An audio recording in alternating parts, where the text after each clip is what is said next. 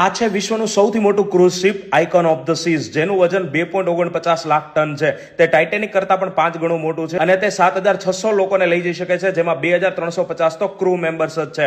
આ ક્રૂઝની અંદર વિશાળ એક્વાડોમ, બીચ ક્લબ, 6 સ્લાઇડ ધરાવતું water park, swim up bar, jogging track અને આઈસ સ્કેટિંગ અને એન્ટરટેનમેન્ટ માટે અનેક સુવિધાઓ છે.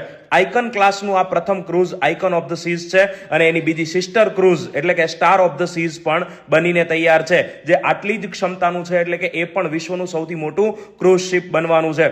31 ઓગસ્ટ 2025 ના રોજ એ પોતાની પ્રથમ યાત્રા ઉપર નીકળશે કે જે 7 દિવસ માટે કેરેબિયન યાત્રા ઉપર નીકળવાનું છે. એની પ્રાઇસ લગભગ 1.5 લાખ ઇન્ડિયન રૂપીઝમાં હશે.